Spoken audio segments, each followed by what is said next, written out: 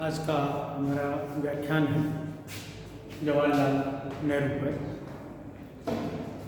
भारत के प्रथम प्रधानमंत्री थे जवाहरलाल नेहरू और इसलिए जवाहरलाल नेहरू को आधुनिक भारत का निर्माता भी कहा जाता है। इनका जीवन परिचय 1889 में नेहरू जी का जन्म इलाहाबाद के आनंद भवन में हुआ। इनके पिता मोतीलाल नेहरू भी वहाँ के एक प्रतिष्ठित व्यक्ति और एक बैरिस्टर थे। जवाहरलाल नेहरू की प्रारंभिक शिक्षा घर पर ही हुई। 16 वर्ष तक की आयु तक ये घर पर ही पढ़े। उसके बाद 1907 में इन्हें इंग्लैंड के प्रसिद्ध हैरो स्कूल में भर्ती कराया गया।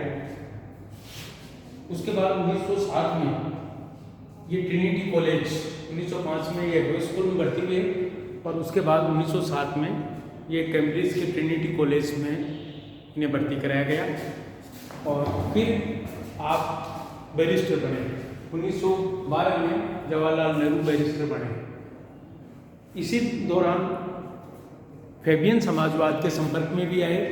जवाहरलाल नेहरू वेब दंपति का नेहरू जी के विचारों पर प्रभाव पड़ा।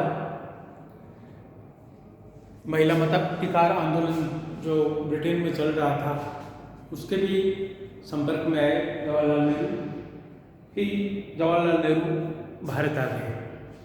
1912 में भारत आए और बांकीपुर कांग्रेस अधिवेशन में आपने भाग लिया, लेकिन इस अधिवेशन में जवाहरलाल नेहरू को प्रभावित नहीं हुए इस अधिवेशन से। और इन्होंने तो कहा इस अधिवेशन के संबंध में कि ये अधिवेशन उनको राजनीति की अपेक्षा एक सामाजिक अधिवेशन दिखा। फिर महात्मा गांधी, क्योंकि इस दौरान महात्मा गांधी दक्षिण अफ्रीका महात्मा गांधी का आंदोलन चल रहा था, महात्मा गांधी से प्रभावित थे जवाहरलाल नेहरू, उनकी पद्धति से वो प्रभावित थे। और 1916 में लखनऊ अधिवेशन के समय इनका महात्मा गांधी से संपर्क हुआ और इन्होंने 1920 के असहयोग आंदोलन में भाग लिया। असहयोग आंदोलन के पश्चात जवाहरलाल नेहरू ने 1927 में जब साइमन कमीशन भारत आया तो 1928 में साइमन कमीशन का विरोध किया गया।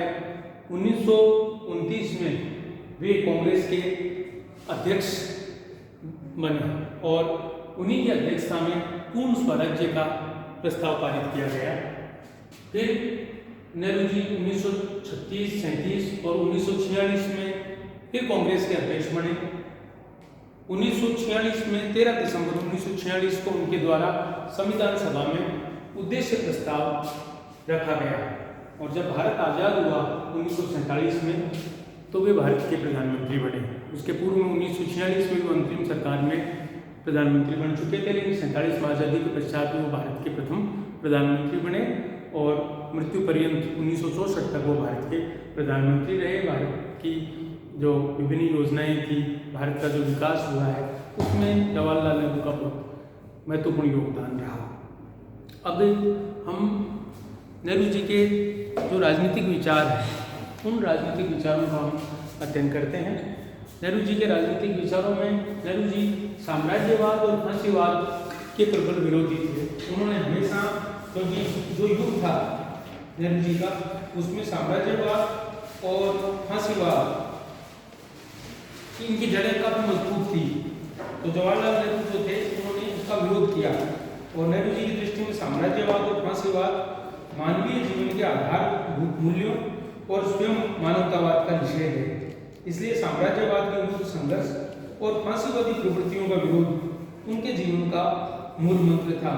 और उन्होंने इंडोनेशिया, मोरक्को, ट्यूनीशिया, अल्जीरिया की स्वतंत्रता तथा साम्राज्यवादी षड्यंत्र के विरुद्ध कांगो की एकता की रक्षा में महत्वपूर्ण योगदान दिया।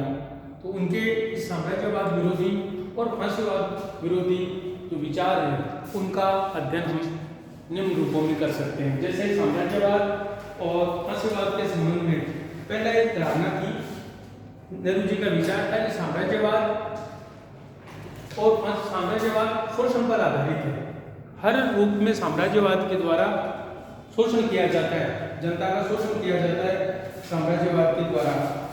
नेहरू जी ने कहा साम्राज्यवादी देश हिंसा और उत्पीड़नकारी प्रक्रिया को अपनाकर और शोषण के उद्देश्य से साम्राज्यवाद की स्थापना करते हैं। साम्राज्यवाद लूट, कछोट, शोषण और हिंसा को प्रोत्साहित करता है।